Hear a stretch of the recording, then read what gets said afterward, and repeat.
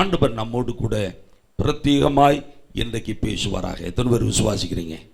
கைகளை தட்டி ஒரு விசை கூட பிதா குமாரன் பரிசுத்த ஆவியானவரை மகிமைப்படுத்துவோமா? அப்படியே ஒரு நிமிஷம் கண்களை மூடி, ஆண்டவரே, நீர் என்னோடு கூட பேச வேண்டும், எங்களோடு கூட நீர் இடைப்பட வேண்டும்.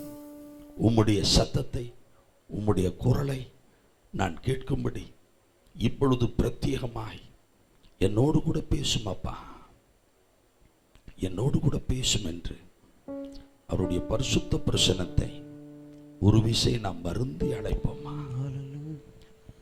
ராஜா, உம் பிரசன்னம் போதுமையா, எப்போதும் எனக்கு போதுமையா. ராஜா, உம் பிரசன்னம் போதுமையா, எப்போதும் எனக்கு போதுமையா. பிரசன்னம் பிரசன்னம் தேவ பிரசன்னம், பிரசன்னம் பிரசன்னம் தேவ பிரசன்னம். உலகமெல்லாம் மாயையா, உலகமெல்லாம் மாயையா, உம்மன் ஒன்றே போதுமையா, உம்மன் ஒன்றே போதுமையா. பிரசன்னம் பிரசன்னம் தேவ பிரசன்னம், பிரசன்னம் பிரசன்னம் தேவ பிரசன்னம். ராஜாவும் பிரசன்னம் போதுமையா, எப்போதும் எனக்கு போதுமையா.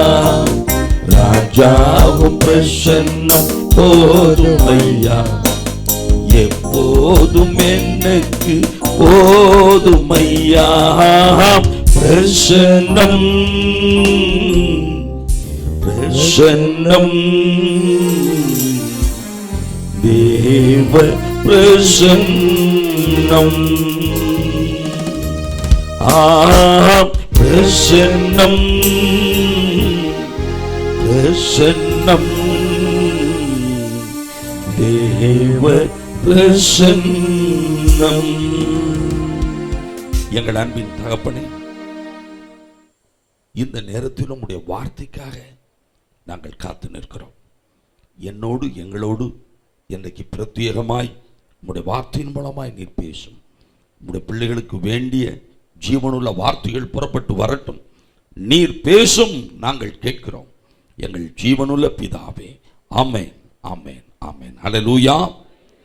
மத்தேயு எழுதின சுவிசேஷம் 26வது அதிகாரம் 40வது வசனம் 41வது வசனம். பின்பு அவர் சீஷர்களிடத்தில் வந்து அவர்கள் நித்திரை பண்ணுகிறதை கண்டு, இயேசு சீஷர்களிடத்திலே வந்து சீஷர்கள் எல்லாம் நித்திரை பண்ணி கொண்டிருப்பதை கண்டு பேதுருவை நோக்கி நீங்கள் ஒரு மணி நேரமாவது என்னோட கூட விழித்திருக்க கூடாதா? நீங்கள் சோதனைக்கு உட்படாதபடிக்கு விழித்திருந்து ஜெபம் பண்ணுங்கள். ஆவி உற்சாகம் உள்ளதுதான், மாம்சமோ பலவீனம் உள்ளது என்றார். பேதுருவிடத்திலே ஆண்டவராகிய இயேசு சொல்லுகிற ஒரு வார்த்தை, ஒரு மணி நேரமாவது நீங்கள் என்னோட கூட விழித்திருக்க கூடாதா? ஒரு மணி நேரமாவது நீங்கள் என்னோட கூட விழித்திருக்க கூடாதா? நேற்று இரவு நான் படுத்து தூங்கிக் கொண்டிருக்கும் பொழுது ஒரு அன்பு சகோதரி திருவிக்கா நகரிலிருந்து மறுபடியும் எனக்கு போன் பண்ணிக்கொண்டே இருந்தார்கள். அவர்களுடைய பிரச்சனை என்னவென்று சொன்னால், ஐயா, எனக்கு ராத்திரியெல்லாம் தூக்கமே வர மாட்டேங்குது, நீங்க தயவு செய்து ஜெபம் பண்ணுங்கய்யா, நான் இரவு நிம்மதியாய் தூங்க வேண்டும், என்னாலே இரவு தூங்க முடியவில்லை, எனக்கு தூக்கம் வரவில்லை என்று சொல்லி மாறி மாறி எனக்கு போன் பண்ணி என்னுடைய தூக்கமும் போய்விட்டது. தினசரி ஒரு சகோதரி பூனா பட்டணத்திலிருந்து எனக்கு போன் பண்ணுவார்கள். காலையில் ஒரு 7 மணி இல்லாவிட்டால் 8 மணிக்கு எனக்கு போன் வரும். நான் போனை எடுக்கலைன்னா மாறி மாறி அவங்க பண்ணிக்கிட்டே தான் இருப்பாங்க. காலையில் 7 மணி இல்லாவிட்டால் 8 மணி அந்த போனை எடுத்தால் ஒரே ஒரு ஜெப குறிப்பு. என்னுடைய மகள் பேரு மாதுரி. என் மகள் இன்னும் தூங்கல, அவன் நல்லா தூங்கணும், அதுக்காக என்ன செய்யுங்க, ஜெபம் பண்ணுங்க. இரவு தூங்குவதற்கல்ல, பகலிலே தூங்குவதற்கு. இரவில தூங்குவதற்கு ஜெபம் அல்ல, பகலிலே தூங்குவதற்கு. அந்த மகளுக்காக நான் 7 மணிக்கு இல்லாவிட்டால் 8 மணிக்கு டெய்லி எனக்கு ஃபோன் கால் வரும். நான் ஒரு ஜெபம் பண்ணிட்டா அவங்க சொல்லுவாங்க, மகள் இப்போ நல்லா தூங்குறாங்க. நீங்கள் ஒரு நாள் ஜெபம் பண்ண விட்டுட்டாலும் என் மகன் என்ன செய்ய மாட்டேங்கிறா, தூங்க மாட்டேங்கிறா. வாலிப மகள், அவள் ஒரு மகனை விரும்புகிறாள். அந்த மகன் என் மகளுக்கு கிடைப்பாரா அப்படின்னு அது ஒரு கேள்வி. நான் சொன்னேன், ஓ மகளே பகலெல்லாம் தூங்கிட்டு இருக்காளம்மா, பகலில் தூங்கிட்டு இருக்கிற ஒரு பொண்ணை எந்த மனுஷன் கல்யாணம் முடிக்க விரும்புவான்? முதல்ல இவ பிரச்சனை தீரட்டும் என்று அவர்களுக்கு நான் ஆலோசனை சொல்வேன். விதவிதமான போன் கால்கள். எனக்கு தூக்கமே வர மாட்டேங்குது என்கிற ஒரு போன் கால். சிலர் ஓயாம நான் தூங்கிக் கொண்டே இருக்கிறேன், அப்படிப்பட்ட சிலருடைய வார்த்தைகள். இங்கே ஆண்டவராகிய இயேசு பேதுருவை பார்த்து ஒரு கேள்வி கேட்கிறார். சீஷர்களாகிய நீங்கள் 1 மணி நேரமாவது என்னோட கூட விழித்திருக்க கூடாதா? 1 மணி நேரமாவது என்னோட கூட நீங்கள் விழித்திருக்க கூடாதா? எனக்கு அன்பான தேவ ஜனமே, தேவ பிள்ளைகளே, ஆண்டவராகிய கர்த்தர் வானத்தையும் பூமியை உண்டாக்கினவர், வார்த்தையினால் சகலத்தையும் படைத்த தேவாதி தேவன் நம்மிடத்திலே எதிர்பார்க்கிற ஒரு காரியம், அவரோடு கூட நாம் அட்லீஸ்ட் குறைந்தபட்சம் 1 மணி நேரமாவது இந்த தெய்வத்தோடு நாம் உலாவ வேண்டும். இந்த தெய்வமாகி இயேசுவோடு நாம் சஞ்சரிக்க வேண்டும். அவருடைய பாதத்திலே நாம் விழித்திருந்து ஜெபிக்க வேண்டும் என்று கர்த்தர் நம்மிடத்தில் எதிர்பார்க்கிறார். கைகளை தட்டி கர்த்தரை மகிமைப்படுத்துங்க. ஹல்லேலூயா. அந்த வசனம் சொல்கிறது, இயேசு சொல்கிறார், நீங்கள் சோதனைக்கு உட்பட பண்ணாதபடிக்கு, சோதனையிலே நீங்கள் விழுந்து விடாதபடிக்கு நீங்கள் விழித்திருந்து ஜெபம் பண்ணுங்கள். விழித்திருந்து என்ன செய்யுங்கள்? ஜெபம் பண்ணுங்கள். இன்றைக்கு அநேகருடைய வாழ்க்கையிலே சோதனை, அநேகருடைய வாழ்க்கையிலே நெருக்கங்கள், அநேகருடைய வாழ்க்கையிலே போராட்டங்கள், அநேகருடைய வாழ்க்கையிலே பண பிரச்சனைகள், கடன் தொல்லைகள், வெளியே சொல்ல முடியாத பலவிதமான சஞ்சலங்கள், தவிப்புகள், நெருக்கடிகள், சோதனைகள். வேதம் சொல்கிறது, இப்படிப்பட்ட சோதனைகளுக்கு நீ உட்படாதபடிக்கு, இப்படிப்பட்ட பிரச்சனைகளிலே நீ சிக்கி தவிக்காதபடிக்கு, இப்படிப்பட்ட நெருக்கடியிலே நீ மூழ்கி விடாதபடிக்கு விழித்திருந்து ஜெபம் பண்ணு. விழித்திருந்து என்ன செய்ய? ஜெபம் பண்ணு. கைகளை தட்டி கர்த்தரை மகிமைப்படுத்து. ஆண்டவராகிய இயேசு கிறிஸ்து நம்மிடத்திலே எதிர்பார்க்கிற காரியம், நீங்களும் நானும் விழித்திருந்து என்ன செய்ய வேண்டும்? ஜெபிக்க வேண்டும். விழித்திருந்து ஜெபிக்க வேண்டும். இன்றைக்கு அநேகருடைய வாழ்க்கையிலே நித்திரை மயக்கம். ஆண்டவராகிய இயேசு சொன்னார், லூக்கா 22:45-46 வாசிக்க பார்ப்போம். அவர் ஜெபம் பண்ணி முடித்து எழுந்திருந்து தம்முடைய சீசரிடத்தில் வந்து அவர்கள் துக்கத்தினாலே நித்திரை பண்ணுகிறதை கண்டு. சீசர்கள் ஏன் தூங்கிக்கிட்டு இருக்கிறாங்க என்று சொன்னால், வேதம் சொல்லுகிறது, துக்கத்தினாலே நித்திரை. எனக்கு அன்பான தேவ ஜனமே, யோனா தேவ சந்நிதி நின்று விலகி நினிவேக்கு போகாதபடி தர்சீசுக்கு போகிற அந்த கப்பலிலே போய் ஏறி அடித்தட்டிலே போய் என்ன செய்தான்? அவன் போறதே தப்பு, எல்லாமே குழப்பம், எல்லாமே தவறு. அப்படி தப்பு பண்ணினவன், தவறு செய்தவன், ஆண்டவருடைய சித்தத்திற்கு மாறாக நடக்கிறவன் அங்க அடித்தட்டில் என்ன செய்கிறான்? நித்திரை செய்கிறான். இங்கே சீஷர்கள், இயேசுவோடு கூட இருந்த சீஷர்கள் இப்பொழுது துக்கத்தினாலே நித்திரை பண்ணுகிறார்கள். அவர்களாலே ஜெபிக்க முடியவில்லை. எனக்கு அன்பான சகோதரனே, சகோதரியே, ஏன் உன்னால் ஜெபிக்க முடியவில்லை? உன்னுடைய உள்ளத்தின் ஆழத்திலே படிந்திருக்கிற, உன் உள்ளத்தின் ஆழத்திலே உன்னை கவி இருக்கிற, உன்னை சூழ்ந்திருக்கிற துக்கம், இந்த துக்கம் உனக்கு நித்திரையை கொண்டு வருகிறது. ஆனால் ஆண்டவருடைய வார்த்தை சொல்கிறது, ஆண்டவர் சொல்கிறார், நீங்கள் 1 மணி நேரமாவது விழித்திருந்து ஜெபிக்க கூடாதா? அல்லேலூயா. பக்கத்தில் உங்க கையை குலுக்கி நீங்களும் கேளுங்களேன், நீங்கள் 1 மணி நேரமாவது விழித்திருந்து ஜெபிக்க கூடாதா? அல்லேலூயா. நம்முடைய ஆண்டவர் ஜெபத்திற்கு பதில் கொடுக்கிறவர். நம்முடைய ஆண்டவர் எப்படிப்பட்டவர்? ஜெபத்திற்கு பதில் கொடுக்கிறவர். சங்கீதம் 65 1-2 நீங்க வாசிச்சு பார்த்தீங்கன்னா, ஜெபத்தை கேட்கிறவரே என்று சொல்லப்பட்டிருக்கு. சங்கீதம் 4 1வது வசனத்தை நீங்க வாசிச்சு பார்ப்பீங்கன்னா, என் நீதியின் தேவனே, நான் கூப்பிடுகையில் எனக்கு செவி கொடும். நெருக்கத்தில் இருந்த எனக்கு விசாலம் உண்டாக்கினீர். எனக்கு இறங்கி என் விண்ணப்பத்தை கேட்டருளும். என் விண்ணப்பத்தை கேட்டருளும். நம்முடைய விண்ணப்பத்திற்கு செவி சாய்க்கிறவர், நம்முடைய ஜெபத்தை கேட்கிறவர்.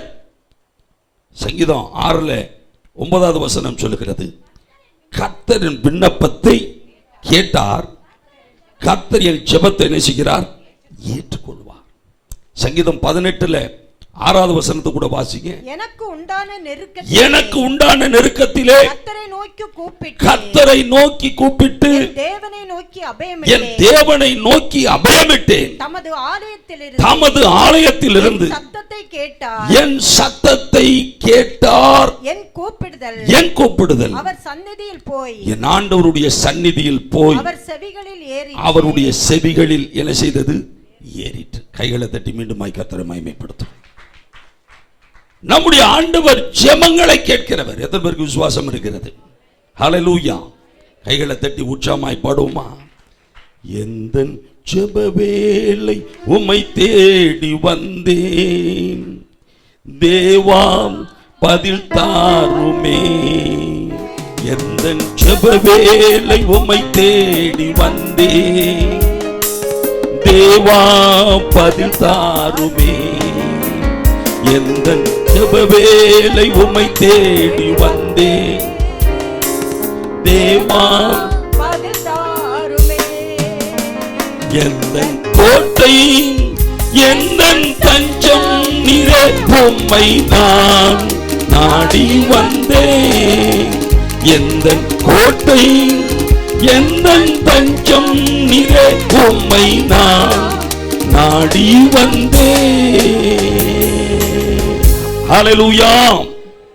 நம்முடைய ஆண்டவர் ஜெபங்களுக்கு பதில் கொடுக்கிறவர். ஹல்லேலூயா.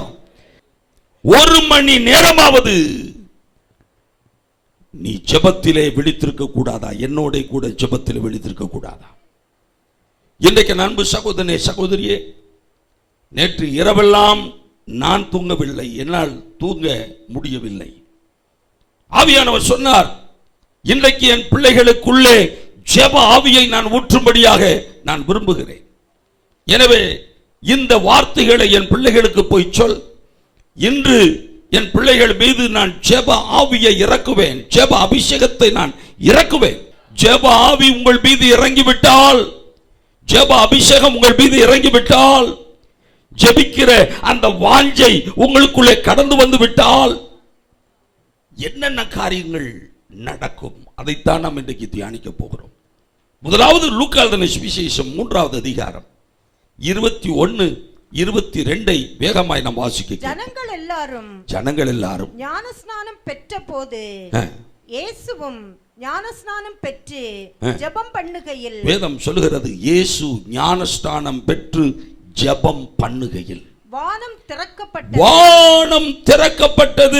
பரிசுத்த ஆவியானவர் ரூபம் கொண்டு புறாவை போல அவர்கள் மேல் இறங்கினார். வானத்திலிருந்து ஒரு சத்தமும் உண்டாகி, நீர் என்னுடைய நேசகுமாரன், உம்மில் பிரியமாயிருக்கிறேன் என்று உரைத்தது. கைகளை தட்டி கர்த்தருடைய வார்த்தையை கனம் பண்ணுங்க. ஹல்லேலூயா. ஜெபிக்கும் பொழுது, இயேசு ஜெபம் பண்ணும் போது என்ன நடக்கிறது? வானம் திறக்கப்பட்டது. ஹல்லேலூயா.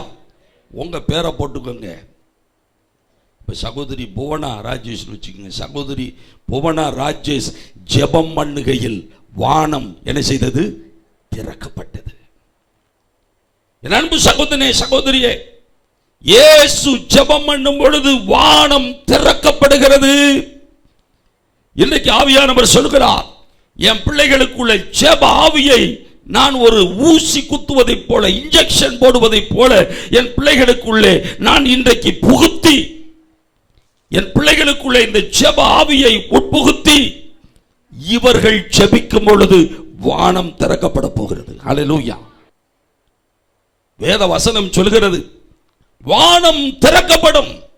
எனக்கு அன்பான சகோதரனே, சகோதரியே, நான் ஜெபம் பண்ணும் போது வானம் திறந்து எனக்கு என்னங்க பிரயோஜனம்?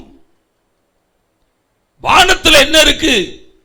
மல்கியா 3:10 வேதம் சொல்கிறது, நான் வானத்தின் பலகணிகளை திறந்து இடம் கொள்ளாமற் போக மட்டும் உங்கள் மேல் ஆசீர்வாதத்தை வருஷிக்க செய்வேன். எனக்கு அன்பான சகோதரனே, சகோதரியே, ஆண்டவர் வானத்தை திறக்கிறார் என்று சொன்னால், வானத்தின் பலகணிகளை திறக்கிறார் என்று சொன்னால், இடம் கொள்ளாமற் போக மட்டும் நீங்க ஆசீர்வாதத்தினால நிரப்பப்படுவீங்க. எத்தனை பேருக்கு ஆசீர்வாதம் வேணும்? வேணுமா வேண்டாமா? இன்றைக்கு மனிதன் ஆசீர்வாதத்திற்காகத்தான் ஏங்கி கொண்டிருக்கிறான். எனக்கு ஒரு நன்மை வர வேண்டும், எனக்கு ஒரு ஆசீர்வாதம் வேண்டும், என் வாழ்க்கையில ஒரு அற்புதம் நடக்கணும், என் வாழ்க்கையில ஒரு அதிசயம் நடக்கணும், எனக்கு நல்ல காரியம் நடக்கணும். இதற்காகத்தான் மனிதன் ஏங்கிக் கொண்டிருக்கிறான். ஆனால் இதை உனக்கு கிடைக்க செய்வது உன்னுடைய ஜெபம். நீ ஜெபிக்கும் பொழுது அவர் வானத்தை திறப்பார். வேதம் சொல்கிறது வானம் திறக்கப்படும். வானத்தின் பலகடிகளில் இருந்து இடம் கொள்ளாமற் போக மட்டும் உங்களுக்கு போதும் போதும் போதும் என்று சொல்லுகிற வரையிலும் ஆண்டவருடைய ஆசீர்வாதத்தை அவர் இறக்குவார். எத்தனை பேர் விசுவாசிக்கிறீங்க?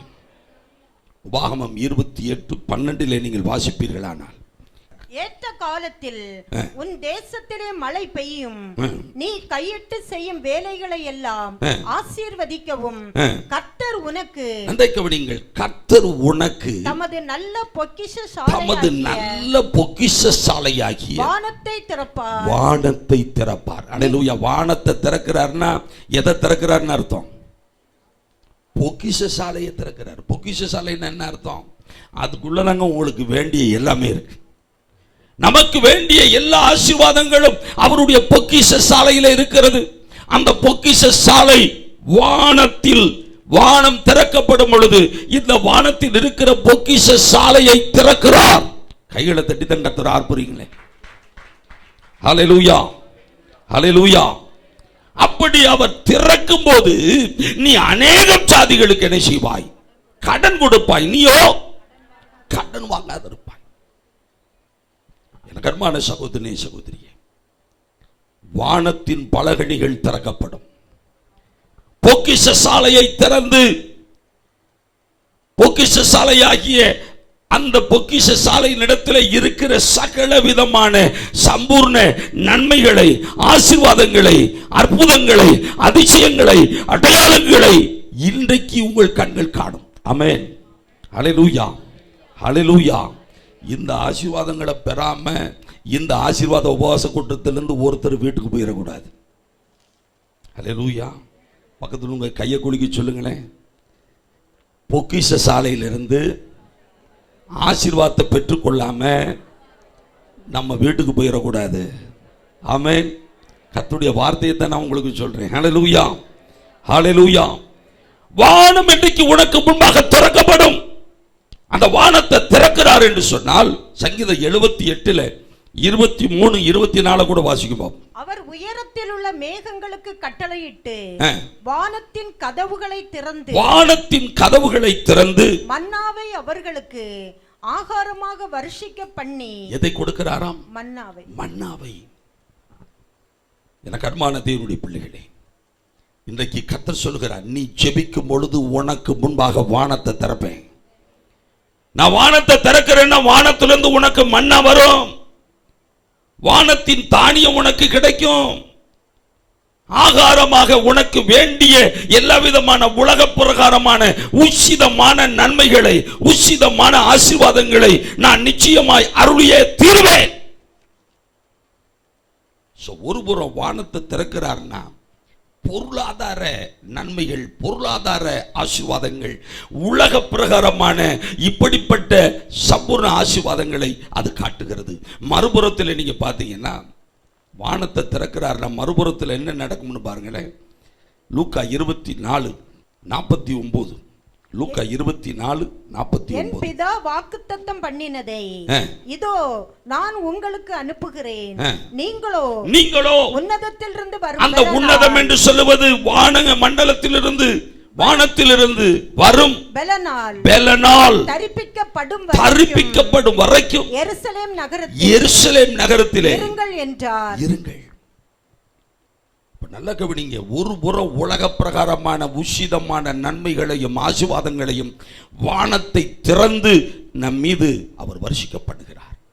மறுபுறத்தில் வேதம் சொல்லுகிறது, வானம் திறக்கிறேன் என்று சொன்னால் வானத்திலிருந்து என்னுடைய பலன், என்னுடைய அபிஷேகம், என்னுடைய அக்னி.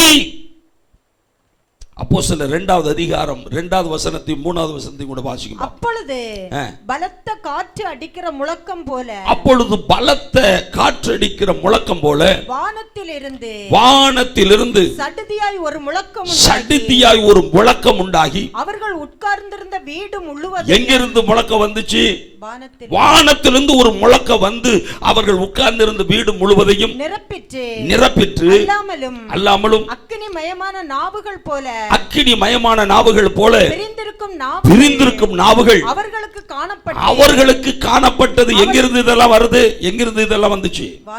வானத்திலிருந்து காணப்பட்டு அவர்கள் ஒவ்வொருவர் மேலும் வந்து அமர்ந்தது. அந்த அக்கினி வந்து அமர்ந்தது. கைகளை தட்டி கர்த்தரை மகிமைப்படுத்துங்களேன். ஹல்லேலூயா, ஹல்லேலூயா, ஹல்லேலூயா.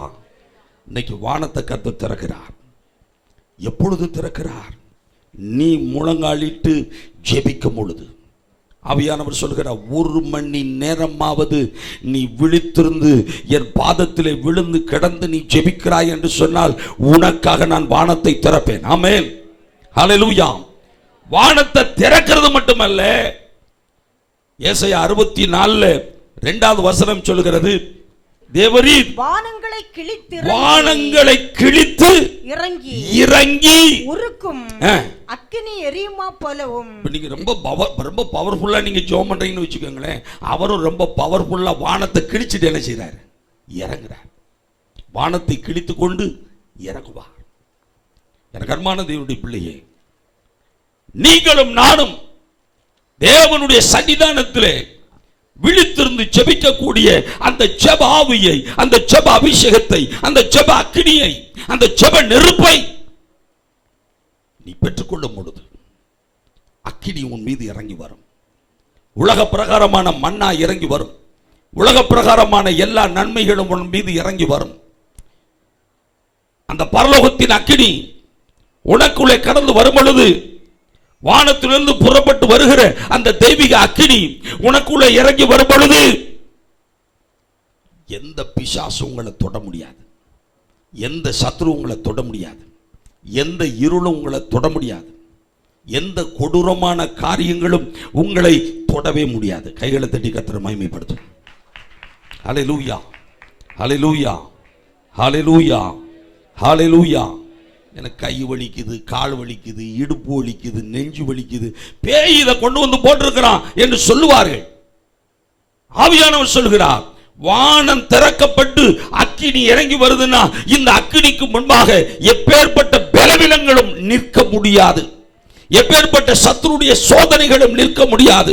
எப்பேற்பட்ட விக்கிரகத்தின் ஆவிகளுடைய போராட்டங்களும் உனக்கு முன்பாக நிற்க முடியாது. அதற்காகத்தான் இந்த அக்கினி. ஹல்லேலூயா, ஹல்லேலூயா. கைகளை அப்படி வலது கரத்தை உயர்த்தி, ஆண்டவரே என் ஜெபத்தை கேட்டு எனக்கு வானத்தை திறங்கப்பா, எனக்கு வானத்தை திறங்க. வேதம் சொல்கிறது வானங்களை கிழித்து இறங்குவேன் என்று சொல்கிறார். இன்றைக்கு வானங்களை கிழித்து எனக்காக இறங்கும். வானங்களை கிழித்து எனக்காக இறங்கும், எனக்காக இறங்கும், எனக்காக இறங்கும். எனக்கு விரோதமாய் எழும்புகிற எல்லா கட்டுகளையும் உடைக்கும்படி இப்பொழுது வானத்தை கிழித்துக் கொண்டு எனக்காக இறங்கும். நீதான் எனக்கு எல்லாம், நீதான் எனக்கு எல்லாம் ஆண்டவரே. என் வாழ்க்கையில் எல்லாமே நீர்தானாப்பா. வானத்தை கிழித்துக் கொண்டு எனக்காக நீர் இறங்கும் ஆண்டவரே. என் துவக்கமும் நீர், என் முடிவும் நீர். கைகளை தட்டி அப்படி உற்சாகமாய் பாடுமா. எல்லாமே நீர்தானையா, எல்லாமே நீர்தானையா, எல்லாமே நீர்தானையா, எல்லாமே நீர்தானையா. என் துவக்கமும் நீ, என் முடிவும் நீ, எல்லாமே நீர்தானையா. என் துவக்கமும் நீ, என் முடிவும் நீ, எல்லாமே நீர்தானையா. எல்லாமே நீர்தானையா, எல்லாமே நீர்தானையா, எல்லாமே நீர்தானையா. என் துவக்கமும் நீர், என் முடிவும் நீர், எல்லாமே நீர்தானையா. என் துவக்கமும் நீர், என் முடிவும் நீர், எல்லாமே நீர்தானையா. எல்லாமே நீர்தானையா, எல்லாமே நீர்தானையா, எல்லாமே நீர்தானையா, எல்லாமே நீர்தானையா, எல்லாமே நீர்தானையா. ஹல்லேலூயா. ஜெபம் வானத்தை கிழித்து இறங்கி வரும்படி ஆண்டவரை ஏவி கொண்டிருக்கிறது. கைகளை தட்டி கர்த்தரை மகிமைப்படுத்துவோம். இரண்டாவது ஆண்டுடைய வார்த்தை சொல்கிறது, 1 மணி நேரமாவது நீ விழித்திருந்து ஜெபிக்கிறாய் என்று சொன்னால் அந்த ஜெபம் நமக்கு கொடுக்கிற இரண்டாவது மகிமையான ஆசீர்வாதம் என்ன? லூக்கா எழுதின சுவிசேஷம் 22 42 43 நாம் வாசிக்க கேட்போம். பிதாவே உமக்கு சித்தமானால் இந்த பாத்திரம் என்னை விட்டு நீங்கும்படி செய்யும், ஆகிலும் என்னுடைய சித்தத்தின்படி அல்ல,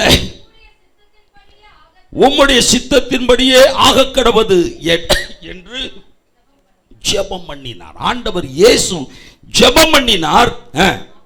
அப்பொழுது வானத்திலிருந்து ஒரு தூதன் தோன்றி அவரை பலப்படுத்தினார்.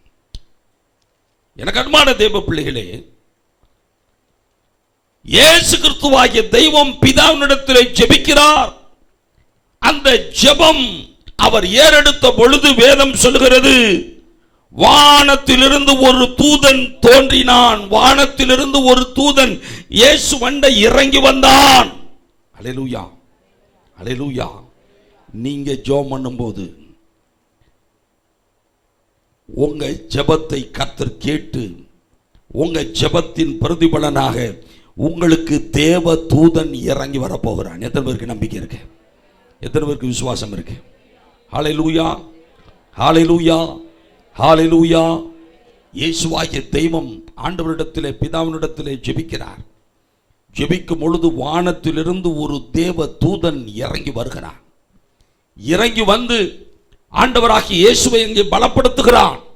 இன்றைக்கு என் அன்பு சகோதரனே, சகோதரியே, சர்வவல்ல தேவன் நம்முடைய ஜெபத்தை கேட்டு, நம்முடைய ஜெபங்களை கேட்டு தம்முடைய தூதர்களை அனுப்புவார். தம்முடைய தூதர்களை என்ன செய்வார்? அனுப்புவார். யாருக்காக அனுப்புவார்? நமக்காக அனுப்புவார். உங்களுக்காக தம்முடைய தூதர்களை அனுப்புவார். இங்க வந்திருக்கிற தேவ பிள்ளையே, உங்கள் ஒவ்வொருவருக்காகவும் தம்முடைய தூதனை அனுப்புவார். எத்தனை பேருக்கு நம்பிக்கை இருக்கிறது? ஹல்லேலூயா, ஹல்லேலூயா. சங்கீதம் 91:11-12 என்ன சொல்லுது பாருங்க. உன் வழிகளில் எல்லாம் உன்னை காக்கும்படி உனக்காக தம்முடைய தூதர்களுக்கு கட்டளையிடுவார். தம்முடைய தூதர்களுக்கு கட்டளையிடுவார். உன் பாதம் கல்லில் இடராதபடிக்கு அவர்கள் உன்னை தங்கள் கைகளில் ஏந்தி கொண்டு போவார்கள். ஆண்டவர் தம்முடைய தூதனை என்ன செய்கிறார்? அனுப்புகிறார். நாம் வாழுகிற இந்த உலகம் பொல்லாத உலகம், பாதுகாப்பே இல்லாத உலகம், கொடிய உலகம், சோதனைகளும் போராட்டங்களும் சஞ்சலங்களும் தவிப்புகளும் வேதனைகளும் குழப்பங்களும் நிறைந்த ஒரு உலகம். ஆண்டவருடைய வார்த்தை சொல்கிறது, உன் ஜெபத்தை கேட்டு நான் உனக்காக ஒரு தூதனை அனுப்புவேன். உன் ஜெபத்திற்கு பிரதிபலனாக நான் உனக்கு ஒரு தூதனை அனுப்புவேன். I will send my angel to help you. உன்னை நடத்தும்படி, உனக்கு உதவி செய்யும்படி தேவ தூதனை நான் அனுப்புவேன். ஒரு அன்பு சகோதரி, கணவர் திடீரென்று மரித்து போனார். 4 சின்ன சின்ன குட்டி குட்டி பிள்ளைகள். இள வயதிலேயே அவள் விதவையாய் மாறி போனார். குடும்பத்தை நடத்துவதற்கு வருமானம் இல்லை. புருஷனுடைய மறைவு நிமித்தமாய், இழப்பு நிமித்தமாய் இந்த 4 பிள்ளைகளையும் சாப்பாடு கொடுத்து அந்த பிள்ளைகளை ஸ்கூலுக்கு அனுப்பி படிக்க வைப்பதிலே இந்த சகோதரி படாத பாடுபட்டாள்.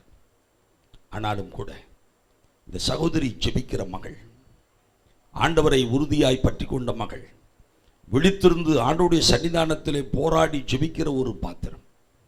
ஆண்டவருடைய தயவினாலே அந்த குடும்பம் நடந்து கொண்டிருக்கிறது.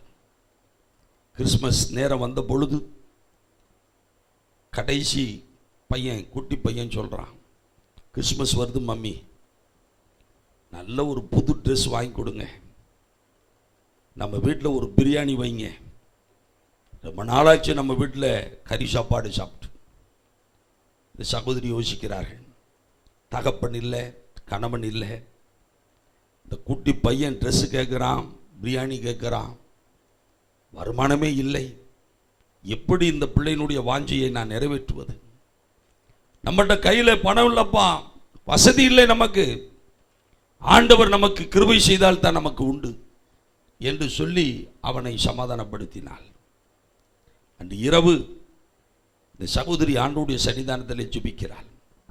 என் கணவரும் போய்விட்டார், இந்த சின்னஞ்சிறு பிள்ளைகளை வைத்துக்கொண்டு நான் இவ்வளவு கஷ்டப்பட்டு கொண்டிருக்கிறேன், என் குழந்தை விரும்புகிறத என்னால் வாங்கி கொடுக்க முடியல, அப்படிப்பட்ட ஒரு நிலையிலே நான் இருக்கிறேன், நீர் கிருபை செய்ய வேண்டும், நீர் எனக்கு தயவு பாராட்ட வேண்டும், நீர் எனக்கு கருணை பாராட்ட வேண்டும் என்று இரவு விழித்திருந்து ஜெபிக்கிறாள். விழித்திருந்து ஜெபிக்கிறவள் ஜெபம் பண்ணும் போதே அப்படியே அவள் தூங்கி விடுகிறாள். அவருடைய தூக்கத்திலே ஒரு சொப்பனம், அந்த சொப்பனத்திலே இந்த சகோதரி நல்லா தூங்கிக்கிட்டு இருக்கும் போது ஒரு தேவ தூதன் வந்து அந்த சகோதரியை எழும்புமான்னு சொல்லி தட்டி எழுப்புறான். சகோதரி கண் விழித்து எழும்புகிறாள். அவர்களை அழைத்து கொண்டு அவருடைய வீட்டிலேயே கிச்சனில், சமையலறையில் மேலே ஒரு சின்ன பரன் இருக்கு, அந்த பரனுக்கு மேலே அழைத்துக்கிட்டு போகிறான் தேவதூதன். ஏன் நீ படியை போட்டு படிக்கட்டில் சகோதரி சொல்லுகிறார், ஐயோ அங்கே பரனில் பழைய பேப்பர் பழைய பாத்திரம் தான்ப்பா இருக்கு, முழுவதும் தூசி அழுக்கு, இங்கே என்னை கூட்டு போறையே என்று கேட்கிறார்கள். ஆனால் தேவதூதன் விடாப்பிடியாய் அந்த சகோதரியை இழுத்து கொண்டு மேலே போகிறான். மேலே போய் ஒரு பெரிய சாக்கு மூட்டை, அந்த சாக்கு மூட்டையை அவிழ்க்கிறான். பயங்கரமான தூசி. இந்த சகோதரி வந்து கத்துறாங்க, என்னத்துக்கு இப்படி தூசிக்குள்ள கொண்டு வந்திருக்கிற? ஆனால் உள்ள ஒவ்வொரு பாத்திரமாக எடுக்கிறார்கள். ஒரு குறிப்பிட்ட பாத்திரத்தை அவன் திறந்து காட்டுகிறான். அந்த பாத்திரத்துக்குள்ளே புது புது ரூபா நோட்டுகள் அப்படியே இருக்கிறது. கைகளை தட்டி கத்திர மகிமைப்படுது. இவள் கண்டது ஒரு கனவு, ஒரு சொப்பனம். பணத்தை பார்க்கவும் அந்த சகோதரி உண்மையிலேயே தூக்கத்திலிருந்து கண்ணை விழிச்சிட்டாங்க. கண்ணை விழிச்சு நம்ம உண்மையிலே நடந்ததுன்னு பார்த்தோம், இப்போ சொப்பனத்தை நம்ம பார்த்துருக்குறோம், கனவுல தான் பார்த்துருக்குறோம் என்று சொல்லி எழும்பி இவர்கள் தேவதூதன் காண்பித்தது போலவே அந்த பரனில் படிக்கட்டில் மேலே ஏறி பரனில் கிடக்கிற அந்த சாக்கு மூட்டையை அவிழ்த்து ஒவ்வொரு பாத்திரமாக தேடி கடைசியில் ஒரு பாத்திரத்தில் பார்த்தா இவர்கள் கனவிலே கண்டது போலவே புது புது கரன்சி நோட்ஸுகள், கரன்சி ரூபா நோட்டுகள் அவர்களுக்கு இருந்தது. கைகளை தட்டி கத்திர மகிமைப்படுது. அந்த குடும்பத்திற்கு பிள்ளைகளுக்கு வேண்டிய புதிய புதிய ட்ரெஸ், நல்ல சாப்பாடு.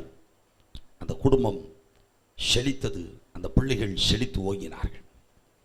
எனக்கு அன்பான தேவனுடைய பிள்ளையே, நீ செபிக்கும் பொழுது ஆண்டவர் உனக்கும் அதே போல ஒரு தேவ தூதனை அனுப்புவார். விசுவாசிக்கிறவங்க கைகளை தட்டி கர்த்தரை மகிமைப்படுத்துங்க. ஹல்லேலூயா.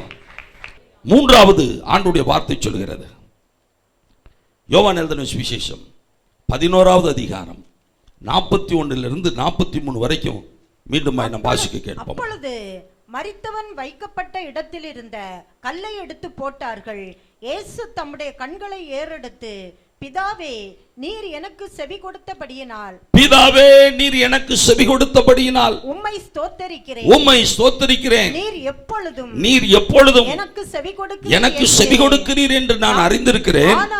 ஆனாலும் நீர் என்னை அனுப்பினதை சூழ்ந்து நிற்கும் ஜனங்கள் விசுவாசிக்கும்படியாக அவர்கள் நிமித்தம் இதை சொன்னேன் என்றார். இவைகளை சொன்ன பின்பு லாசருவே வெளியே வா என்று உரத்த சத்தமாய் கூப்பிட்டார். அப்பொழுது மரித்தவன் வெளியே வந்தான். கைகளை தட்டி கர்த்தரை மகிமைப்படுத்துங்க. ஹல்லேலூயா.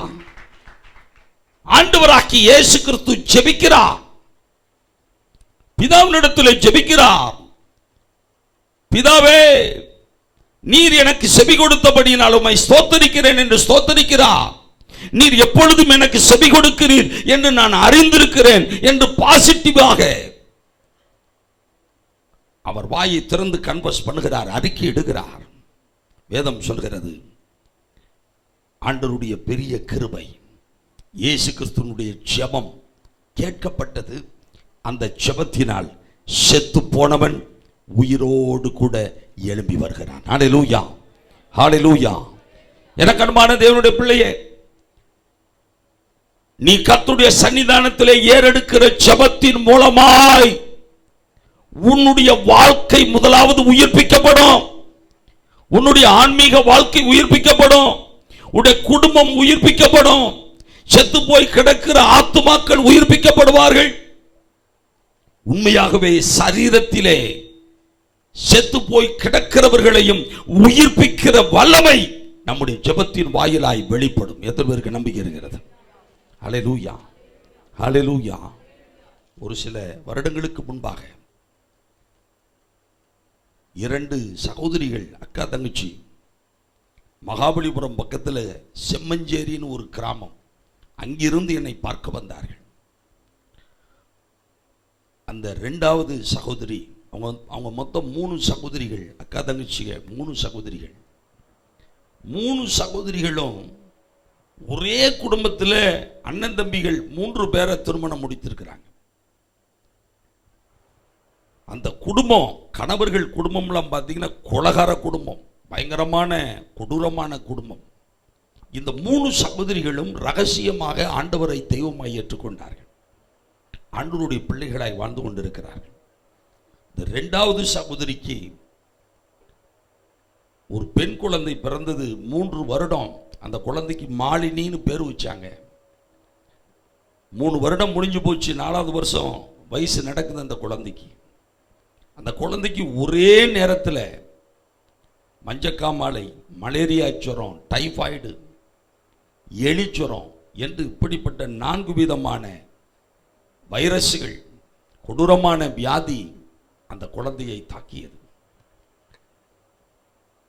அவங்க சில ஆஸ்பத்திரிகளெல்லாம் கொண்டு போய் சேர்த்தார்கள், பலன் கொடுக்கவில்லை.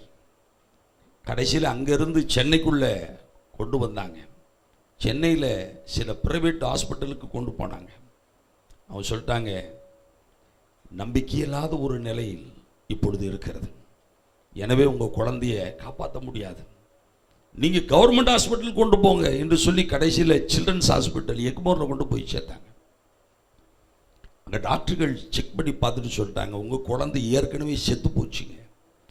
செத்து போன குழந்தைய நீங்கள் கொண்டு வந்திருக்கிறீங்க, டெட் பாடியை கொண்டு வந்திருக்கீங்க, இந்த குழந்தைகிட்ட உயிர் இல்லை, இந்த குழந்தையை தூக்கிட்டு போங்க என்று சொன்னார்கள். நான் டிவியில் பேசின செய்திகளை அந்த சகோதரிகள் கேட்டிருக்கிறார்கள். எனவே அந்த நம்பரை வச்சு எனக்கு ஃபோன் பண்ணாங்க, இந்த மாதிரி உங்களை பார்க்குறதுக்கு நாங்கள் வர்றோம்யா, குழந்தை வந்து சில்ட்ரன்ஸ் ஹாஸ்பிட்டலில் செத்து போய் கிடக்கு, செத்த குழந்தைக்கு பக்கத்தில் என்னுடைய அக்கா, குழந்தையினுடைய பெரியம்மா இருக்கிறாங்க, குழந்தையினுடைய தாயும் குழந்தையினுடைய சித்தியும் 2 பேரும் தான் என்னிடத்திலே வருகிறேன் என்று சொல்லி புறப்பட்டு வந்தார்கள். நான் அன்றைக்கு உபவாசத்தோடு ஆலயத்தில் இருந்தேன். ரொம்ப பாரப்பட்டு ஜெபம் பண்ணி கொண்டிருந்தோம். அந்த குழந்தைய முதல் நாள் சாயங்காலமே கொண்டு போய் சேர்த்தாங்க. அங்கேயே செத்து போச்சுன்னு சொல்லி உடனே டெட் பாடி தூக்கிட்டு போங்கன்னாங்க. இவங்க காலையில் கொண்டு போகலாம்னு சொல்லிட்டு இதுக்கிடையில் இங்கே ஏண்ட ஜெபத்துக்கு வந்துட்டாங்க. நான் இங்கே பாரப்பட்டு அந்த குழந்தைக்காக ஜெபம் பண்ணிக்கிட்டு இருக்கிறோம். ரொம்ப உருக்கமாக இந்த சகோதரிகள் சொன்னார்கள், இந்த மாதிரி இந்த குழந்தைய உயிரோடு ஊருக்கு கொண்டு போலேன்னா எங்கள் கணவர்கள் எங்களை வெட்டி கொன்று போடுவார்கள்.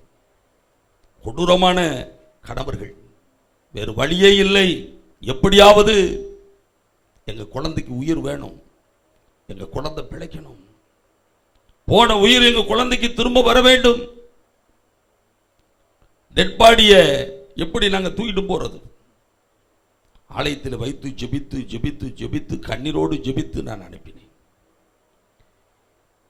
இங்கிருந்து நாங்கள் ஜெபம் பண்ணும்போது சரியாக மதியம் 1:30 மணி, ரொம்ப பாரப்பட்டு ஜெபம் பண்ணும்போது அங்கிருந்து செய்தி வந்துச்சு, சரியாக 1:30 மணிக்கு அந்த செத்து போன குழந்தை கண் திறந்து பார்த்து, பெரியம்மா வயிறு பசிக்குது எனக்கு என்று சொன்னார். செத்த சரீரங்களை உயிர்ப்பிக்கிற அந்த வல்லமை நம்முடைய ஜெபத்துக்குள்ளே இருக்கிறது, நம்முடைய ஜெபத்தில் இருக்கிறது. எத்தனை பேர் விசுவாசிக்கிறீங்க? எத்தனை பேருக்கு நம்பிக்கை இருக்கிறது? ஹல்லேலூயா, ஹல்லேலூயா. ஒருவேளை நீ முடியலை, இது நடக்கல, இது முடியாது, இது கூடாது என்று நீ சொல்லிக் கொண்டிருக்கலாம். இன்றைக்கு ஜெப ஆவி உங்கள் மீது இறங்கி வரப்போகிறது. 1 மணி நேரமாவது நீ விழித்திருக்க கூடாதா, என்னோட கூட விழித்திருக்க கூடாதா என்று கர்த்தர் கேட்டாரே, அந்த ஜெப ஆவியை கர்த்தர் இன்றைக்கு இறக்குவார். இந்த ஜெப அபிஷேகத்தினாலே தேவ தூதனே இறங்கி வரப்போகிறார். இந்த ஜெப ஆவியினாலே வானத்தை கிழித்து கர்த்தர் இறங்கி வரப்போகிறார். எத்தனை பேருக்கு நம்பிக்கை இருக்கிறது? ஹல்லேலூயா, ஹல்லேலூயா. நீ ஜெபிக்கும் பொழுது மரித்தோரும் உயிர்ப்பிக்கப்படுவார்கள். ஹல்லேலூயா. கர்த்தர் செய்கிற 4வது காரியம் லூக்கா 9:29 வசனம். அவர் ஜெபம் பண்ணுகையில் அவருடைய முக ரூபம் மாறிற்று, அவருடைய வஸ்திரம் வெண்மையாகி பிரகாசித்தது. எனக்கு அன்பான தேவனுடைய பிள்ளையே, இயேசு கிறிஸ்துவாகிய தெய்வம் ஜெபம் பண்ணும் பொழுது அவருடைய முகத்திலே ஒரு பிரகாசம் கடந்து வந்தது, அவருடைய முக ரூபம் மாறியது. மத்தேயு 17 2வது வசனம் 3வது வசனத்தை நீங்கள் வாசித்து பாருங்கள். அவர்களுக்கு முன்பாக மறுரூபமானார். இயேசு மறுரூபமானார். அவர் முகம், இயேசுவினுடைய முகம் சூரியனைப் போல பிரகாசித்தது. என்னுடைய பிள்ளையே, நீ ஜெபிக்கிறாய் என்று சொன்னால் உன் முகத்தில் ஒரு பெரிய பிரகாசம். இன்றைக்கு அந்த பிரகாசத்தோட தான் நீங்க வீட்டுக்கு போகணும். இருள் நிறைந்த உன் முகத்தை பிரகாசிக்க பண்ணுவது ஜெபம். இருள் நிறைந்த உன் வாழ்க்கையில் இருக்கிற அந்த இருளை சுட்டரித்து வெளிச்சத்தை பிரகாசிக்க செய்வது ஜெபம். இயேசு ஜெபிக்கிறார், அவருடைய முகத்தில் பிரகாசம். இயேசு ஜெபிக்கிறார், அவருடைய முக ரூபம் அப்படியே மாறுகிறது. ஸ்தேவான் ஜெபம் பண்ணினான். அப்போஸ்தலர் நடவடிக்கைகள் 6வது அதிகாரம் 10வது வசனத்தையும் 15வது வசனத்தையும் வாசிக்க பார்ப்போம். அவன் பேசின ஞானத்தையும் ஆவியையும் ஆலோசனை சங்கத்தில் உட்கார்ந்திருந்த அனைவரும் அவன் மேல் கண்ணோக்கமாயிருந்து அவன் முகம், இந்த ஸ்தேவானுடைய முகம் தேவதூதன் முகம் போலிருக்க கண்டார்கள். எப்படி இருந்ததா? தேவதூதன் முகம் போல. பக்கத்துல உங்க கையை குலுக்கி சொல்லுங்களேன், இன்னைக்கு உங்க முகம் தேவதூதனுடைய முகத்தை போல மாறப்போதுங்க. கையை பிடிச்சி சந்தோஷமா சொல்லுங்க, உங்க முகம் தேவதூதனுடைய முகத்தை போல இருக்கிறது. ஹல்லேலூயா. இன்னைக்கு ஒரு பெரிய பிரகாசம். எந்த பியூட்டி பார்லருக்கும் யாரும் போக வேண்டிய அவசியம் இல்லை. பியூட்டி பார்லரே இந்த ஜெபம் தான். நமக்கு ஜெபத்தினாலே முடியாதது ஒன்றுமே இல்லை. கைகளை தட்டி கர்த்தரை மீண்டுமா யார் பறிப்போம். ஹல்லேலூயா. எனக்கு அன்பான தேவனுடைய பிள்ளைகளே, மோசேயை பற்றி நம்ம வேதத்தில் பார்க்கிறோம். யாத்திராமம் புஸ்தகம் 34வது அதிகாரத்தில் 28, 29 வாசிங்க பார்ப்போம். அங்கே அவன் அப்பம் புசியாமலும் தண்ணீர் குடியாமலும் இரவும் பகலும் 40 நாள் கர்த்தரோடே மோசே இருந்தான். அவன் 10 கற்பனைகளாகிய உடன்படிக்கையின் வார்த்தைகளை பலகைகளில் எழுதினான். மோசே சாட்சி பலகைகள் 2ஐயும் தன் கையில் எடுத்துக்கொண்டு சீனாய் மலையிலிருந்து இறங்குகிற போது தன்னோட கர்த்தர் பேசினதினாலே தன் முகம் பிரகாசித்திருப்பதை அவன் அறியாமல் இருக்கிறான். மோசேயினுடைய முகத்துல பாருங்க ஒரு பெரிய பிரகாசம். தேவனோடு கூட பேசினவன், ஜெபத்திலே தரித்திருந்தவன். இன்றைக்கு எனக்கு அன்பான சகோதரனே சகோதரியே, ஜெபம் உன் முகத்தை பிரகாசிக்க செய்யும். ஜெபத்தினாலே இன்றைக்கு உன் முக ரூபம் மாறப்போகிறது. ஹல்லேலூயா. உன் ஜெபம் தேவ தூதனையே உனக்காக கீழே இறக்கி கொண்டு வரப்போகிறது. உன் ஜெபம் செத்து போனவர்களை உயிர்ப்பிக்கிறது. உன் ஜெபத்தினாலே வானங்களை கிழித்து சர்வ வல்லவர் இறங்கி வரப்போகிறார். சர்வ வல்லவர் வானத்தை கிழித்து தம்முடைய அக்கினியை உன் மேல போடுவார், நெருப்பை போடுவார். நீ ஒரு நெருப்பாய் எழும்புவாய். அவருக்காக நீ பிரகாசிக்க போகிறாய். அக்கினி ஜோதியாய். ஆமென். கமரா துனாஹிபி கபா. இழந்து போன ஜெப ஆவி, இழந்து போன ஜெப கிருபை, இழந்து போன அந்த அபிஷேகம் எல்லாம் இன்றைக்கு திரும்ப உன் மீது வரும். ஒரு நதி போல புறப்பட்டு வரும், அக்கினியாக புறப்பட்டு வரும். இந்த நதி உனக்குள்ளே கடந்து வரும் பொழுது எந்த தீய சக்தியும் எந்த பொல்லாத பிசாசும் உனக்குள்ளே சாபத்தை கொண்டு வர முடியாது, உனக்குள்ளே பயத்தை கொண்டு வர முடியாது, உனக்குள்ளே இருளை கொண்டு வர முடியாது, உனக்குள்ளே அந்தகாரத்தை கொண்டு வர முடியாது. ஜெப ஆவி அப்படியே இறங்கி வருகிறது. ஜெப அபிஷேகம் இறங்கி வருகிறது. என் ஆண்டவராகிய இயேசு இரவு முழுவதும் தனியாக ஜெபித்துக் கொண்டிருந்தார். என் ஆண்டவராகிய இயேசு கெத்செமனே தோட்டத்திலே ஜெபித்துக் கொண்டிருந்தார். வனாந்தரத்திலே சென்று ஜெபித்துக் கொண்டிருந்தார். எப்பொழுதும் அவர் ஜெபிக்கிறவராக இருந்தார். அவருக்குள்ள ஜெப ஆவி, ஜெப அபிஷேகம், ஜெப அக்கினி இறங்கி இருந்தது. இன்றைக்கு ஜெப ஆவி உன் மீது இறங்கி வருகிறது மகளே, உன் மீது இறங்கி வருகிறது மகனே. ஹல்லேலூயா. உன் முகம் மாறப்போகிறது. உன் முகத்தில் ஒரு பெரிய பிரகாசம் கடந்து வரப்போகிறது. ஏமா ஏமா நீ ஜெபிக்கிறவளாயிருந்தால் உனக்கு விரோதமாய் எந்த சத்துருவும் எழும்ப முடியாது. ஆவியான சொல்கிறார், உன் சத்துருக்கள் எல்லாம் உன் காலடியிலே வந்து விழப்போகிறார்கள். நீ ஜெபிக்கிற ஸ்திரீ அல்லவா, நீ ஜெபிக்கிற மகன் அல்லவா, ஜெபிக்கிற உனக்கு முன்பாக எந்த சத்ருவும் நிலைத்து நிற்க முடியாது, தடுத்து நிற்க முடியாது. நீ வல்லமையை தரித்துக் கொள்கிற நேரம், கர்த்தருக்கு உனக்காக எழும்பி பிரகாசிக்கிற நேரம், கர்த்தருடைய மகிமை இறங்கி வருகிற நேரம். ஹalleluya, Hallelujah. ஜெபமே ஜெயம். ஹalleluya, Hallelujah. ஹalleluya, ஹalleluya, ஹalleluya. ஆண்டவர் கேட்டார், என் மகனே, 1 மணி நேரமாவது என்னோட கூட விழித்திருக்க கூடாதா? 1 மணி நேரமாவது என்னோட கூட விழித்திருக்க கூடாதா? என்னோட கூட ஜெபிக்க கூடாதா? என் பாதத்திலே ஜெபத்திலே தரித்திருக்க கூடாதா? இன்றைக்கு ஆண்டுடைய சன்னிதானத்தில் அப்பா, அழிந்து போகிற ஆத்துமாக்களுக்காக நான் கதறி ஜெபிக்கிறேன். அந்த ஜெபாவியை மேல ஊற்றுங்க, ஜெபாவியை ஊற்றுங்க, ஜெபாவியை ஊற்றுங்க. இந்த தமிழ்நாட்டிலே ஏராளமான குழப்பங்கள், அரசியலிலே குழப்பங்கள், எத்தனையோ விதமான புயல்கள், எத்தனையோ விதமான சோதனைகள், எத்தனையோ விதமான போராட்டங்கள், எத்தனையோ விதமான கஷ்டங்களை தாண்டி வந்து கொண்டிருக்கிறோம். ஆவியானவர் சொல்கிறார், ஒரு எஸ்தர் மூலமாய், ஒரு எஸ்தர் ஜெபித்ததின் மூலமாய் 127 நாடுகளிலே பரவி இருந்த சட்டம் மாற்றப்பட்டது. 127 நாடுகளிலே சட்டங்களை கர்த்தர் மாற்றி போட்டார். இன்றைக்கு ஆவியானவர் சொல்கிறார், நீ ஜெபிக்கும் பொழுது உன் குடும்பத்துக்குள்ள ஆசீர்வாதம் வரும், உன் குடும்பத்துக்குள்ள நன்மைகள் வரும். எந்த பிசாசு உன்னை தொட முடியாது, எந்த வியாதி உன்னை வேதனைப்படுத்த முடியாது, எந்த பண நெருக்கடி உன்னை அமைக்க முடியாது. ஜெபிக்கிற நீ ஜெயம் எடுப்பா. ஜெபிக்கிற உனக்கு தோல்வி இல்லை. ஜெபிக்கிற உனக்காக வானத்தை கிழித்து இறங்கி வருவார் சர்வவல்லவர். கமராதனா குலாஹிபி கபா உராதனா ஷிலாஹிதா கிபி கபா உரமாலா ஹுலாஹிபி கபா ரஹுலாஹிபி கபா. குழப்பங்களை, தடைகளை, சோதனைகளை, போராட்டங்களை கொண்டு வருகிற சத்துரு நிர்மூலமாக்கப்படுவான், நிர்மூலமாக்கப்படுவான். உன் தொழிலிலே இருக்கிற தடைகள் எல்லாம் இப்பொழுதே உடை தெரியப்படும். ஏமா, குடும்பத்தில் இருக்கிற கட்டுகள் இப்பொழுது அறுக்கப்படும். குடும்பத்தில் இருக்கிற குழப்பங்களுக்கு இன்று முடிவு, என்று முடிவு. ஹalleluya. சமாதானத்தை குலைக்கிற சத்துருவானவன் வெட்கப்பட்டு ஒளிவான். ஹalleluya. நீ தலை நிமிர்ந்து நடப்பாய், நீ தலை நிமிர்ந்து நடப்பாய். உனக்காக அவர் வானத்தை கிழித்து இறங்கி வருகிறவர், உனக்காக வானத்தை கிழித்து இறங்கி வருகிறவர், உனக்காக வானத்தை கிழித்து இறங்கி வருகிறவர். எப்பொழுது அவர் வானத்தை கிழித்து இறங்குகிறார். உன்னை பயன்படுத்துவார் மகளே, உன்னை பயன்படுத்துவார். வானத்தை கிழித்து இறங்குகிறவர் மேல தம்முடைய அக்கினியை போடுவார். அக்கினி மயமான நாவுகள் உனக்குள்ளிருந்து புறப்பட்டு வரும். சூரிய கட்டுகளை நீ அறுப்பாய். விக்கிரகத்தின் ஆவிகளை போட்டு ஒரு சுத்தரிப்பாய். நீ ஒரு நெருப்பாகவே மாறுவாய்.